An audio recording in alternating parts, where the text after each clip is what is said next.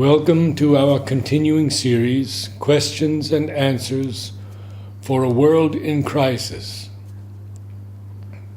Recently, at Oro University, I spoke to the students, and one student asked me, actually told me that she had nightmares and bad dreams, and what to do to stop them. So I have been through the works of Mother and Sri Aurobindo and have chosen some of their words to help those who have nightmares. The Mother first. The human being is at home and safe in the material body. The body is his protection. There are some who are full of contempt for their bodies and think that things will be much better and easier after death without them. But in fact, the body is your fortress and your shelter. While you are lodged in it, the forces of the hostile world find a difficulty in getting any direct hold upon you. What are nightmares? These are your sorties into the vital world. And what is the first thing you try to do when you are in the grip of a nightmare? You rush back into your body and shake yourself into your normal physical consciousness. Questions and Answers, 1929. Because there is a very close connection between dreams and the condition of the stomach. Observations have been made, and it has been noticed that in accordance with what is eaten, dreams are of one kind or another, and that if the digestion is difficult, the dream always turns into a nightmare. Those nightmares which have no reality, but still are nightmares all the same, and very unpleasant, seeing tigers, cats, etc. Or else you experience things like, for instance, you are facing a great danger and you must hurry up, get dressed quickly and go out. And then you can't dress, try as you will. You can't put on your things. You don't find your things anymore. And if you want to put on your shoes, they never fit you. And if you want to go somewhere very fast, the legs don't move any longer. They are paralyzed, and you are stuck there, making formidable efforts to advance, and you can't move. It is this kind of nightmare that comes from a disordered stomach. People who have nightmares of this kind should always protect themselves occultly before going out of the body. It can be done in many ways. The simplest way, one which needs no special knowledge, is to call the Guru. Or if one knows somebody who has the knowledge, to call him in thought or spirit, or to protect oneself by making a kind of wall of protection around oneself. One can do many things, can't one? This can prevent such beings from entering. One must never be afraid. Even in your sleep, you must be able to remember me and call me to your help if there is some danger. You will see that the nightmares will vanish.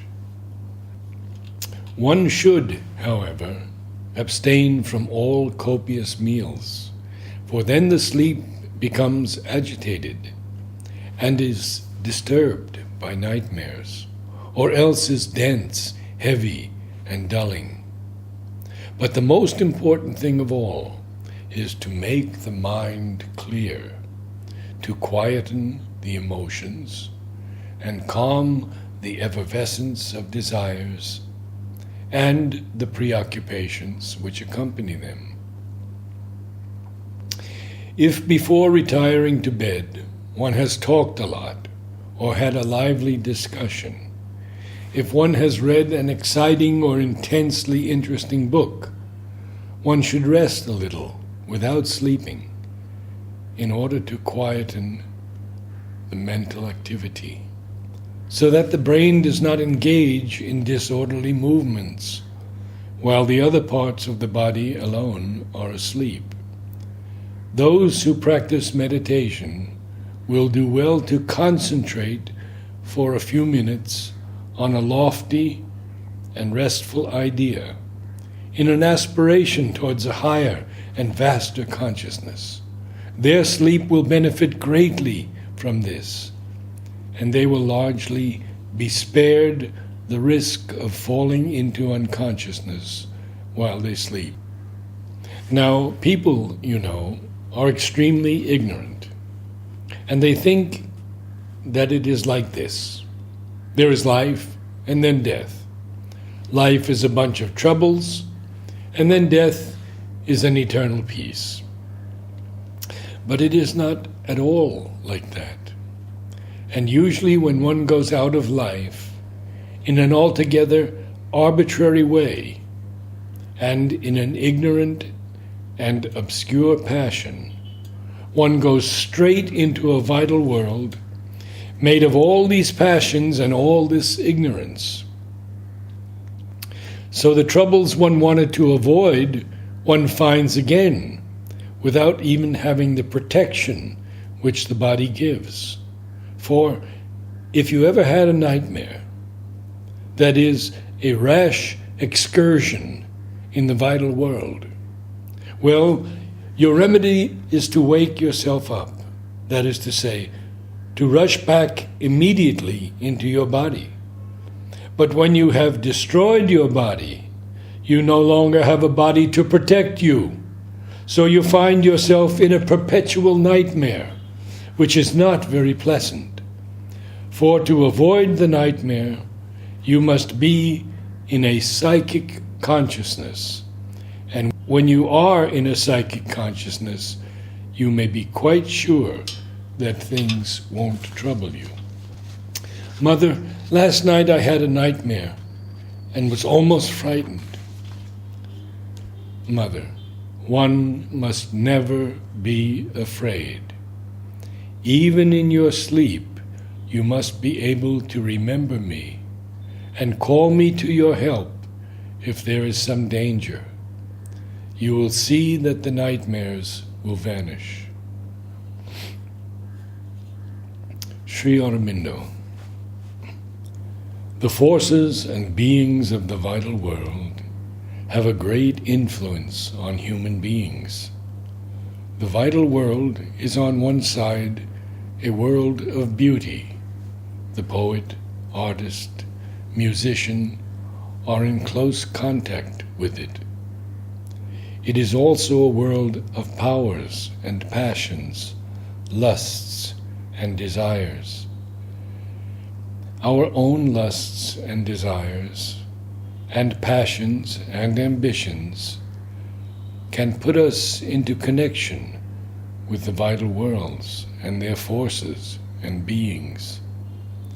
It is, again, a world of things dark, dangerous, and horrible. Nightmares, like X's, are contacts with this side of the vital plane. Its influences are also the source of much in men that is demoniac, dirty, cruel, and base. Question. During sleep, I often get bad dreams of the vital plane. How to prevent this? Sri Aurobindo. You can do it by having a will in the waking state against these things coming in the dream. Before you go to sleep, for instance. It will not succeed at once, but it will in the end. Or else, you must aspire to grow more conscious in sleep.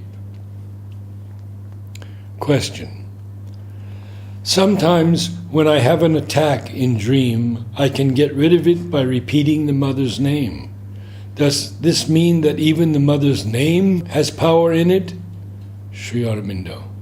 Yes, certainly. There is always a power in the name.